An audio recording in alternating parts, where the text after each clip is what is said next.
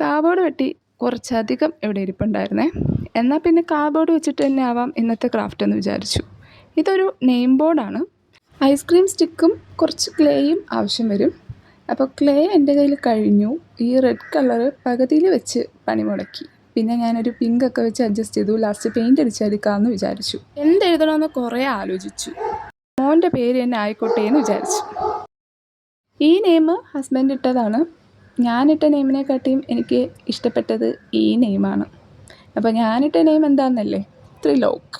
എങ്ങനെയുണ്ട്? കൊള്ളാമോ?